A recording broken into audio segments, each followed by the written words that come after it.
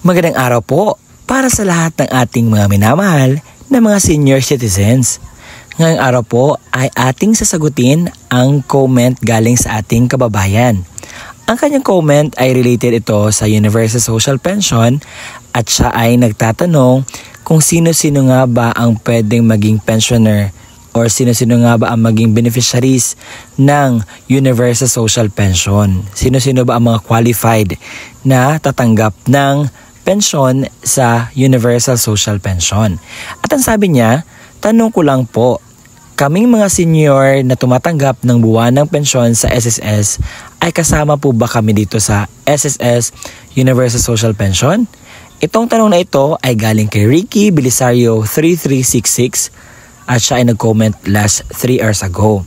Ngayon, ating klaruhin sa kanya, sino-sino nga ba ang mga qualified na maging pensioner sa Universal Social Pension at ano itong Universal Social Pension. Atin itong klaruhin sa kanya ngayon. Kung ikaw handa na, atin itong pag-usapan.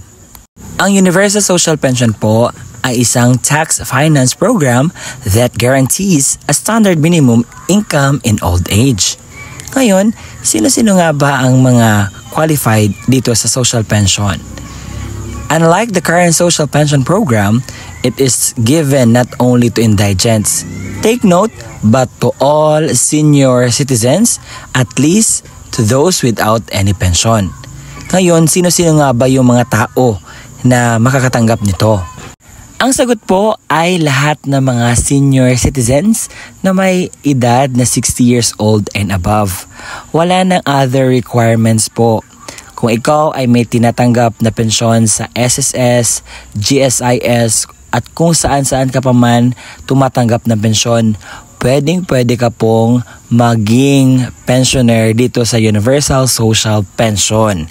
Kung ikaw ay mayaman, mahirap, nasa middle class, walang income talaga, as long as ikaw ay may edad na 60 years old and above, pasok po kayo dahil isinaad dito sa Universal Social Pension na lahat po ng mga senior citizens.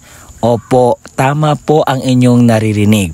Dahil may isang pension ngayon na tinatanggap pero para lang po yun sa mga indigent pensioners. So ang tawag po doon is social pension for indigent pensioners. Kung ikaw ay hindi indigent pensioners, hindi ka po makakatanggap ng pensyon. Kaya naman nagawa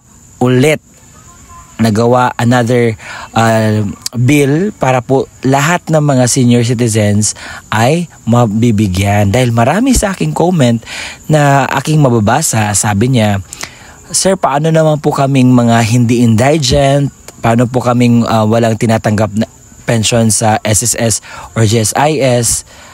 Paano po kami mapangalagaan? Kaya naman, ang ating gobyerno ay gumagawa ng paraan para ma-approve ang Universal Social Pension. As of this moment, nasa kamay pa ni Amy Marcos ang nito na bill na ito, nasa kanyang kamay pa, na sana'y aprubahan na ito, na sa gayon ay makakuha na ng benefits ang mga pension or mga senior citizens. Alam kong need po ng mga senior citizens ang pensyon na ito, kahit na konti, as long as makatulong sa kanilang pambili ng gamot, that's really fine. So magkano ba ang ibibigay nito?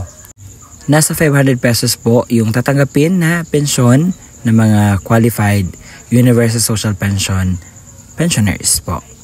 Nasana'y klaro ang ating content for today, na nakuha natin kung ano yung dapat nating makuha na information patungkol dito. Kung ikaw ay may tanong pa patungkol dito sa ating content ngayon, just comment down below. Maraming salamat sa panonood. God bless!